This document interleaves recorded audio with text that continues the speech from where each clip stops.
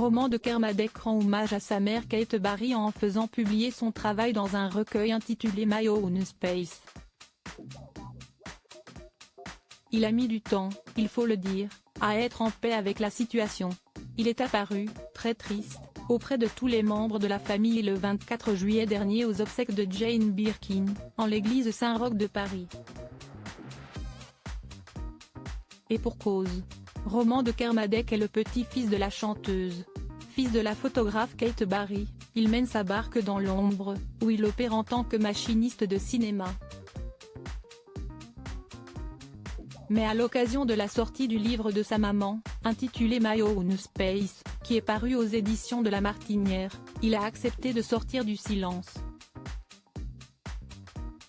Pour promouvoir ce beau projet dont il est à l'origine, mais aussi pour rendre hommage à celle qui lui a donné la vie.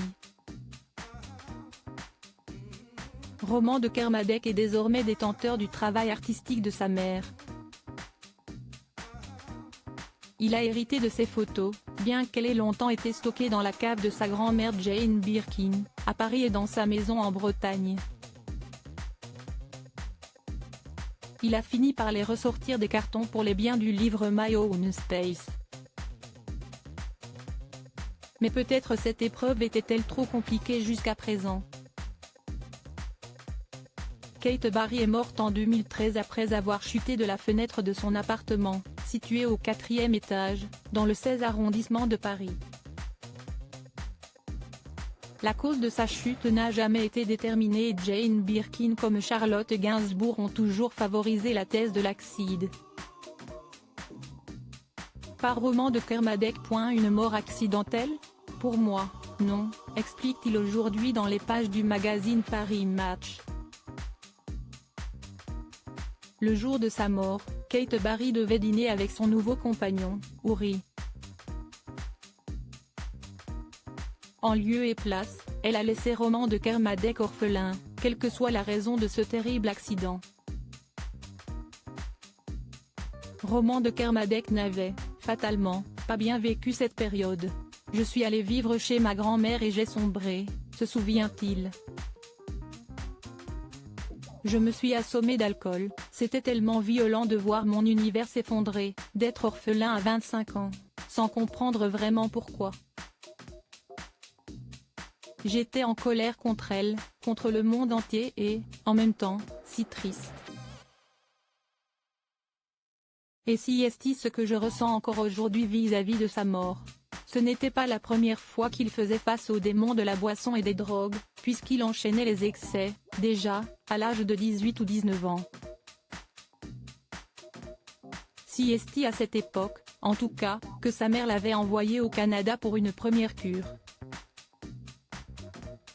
Kate Barry a elle aussi fait face à la toxicomanie et en avait fait l'un de ses combats. Avant de se mettre à la photographie, elle s'est battue pour la création d'APT, son centre pour aider les personnes toxicodépendantes, se souvient Roman. C'était sa façon de se réparer de sa toxicomanie, de se réparer tout court, ajoute-t-il. Si est quelque chose que je n'ai compris que très récemment, étant moi-même un ancien addict. Kate Barry était elle aussi tombée très jeune dans la drogue, peu après la naissance de Roman. Il y a un terreau, et en ce qui me concerne, mon enfance compliquée, l'absence de père, une famille d'artistes qui vit sous les projecteurs, tout ça fait de moi un bon candidat à la consommation excessive d'alcool, de drogue et ce qui va avec, rappelle-t-il. Au début, ça me semblait rock'n'roll, cool. Et je pensais trouver ma liberté. J'ai vite vu que c'était une prison. Cette fin d'année 2023 est décidément tournée vers le clan Gainsbourg.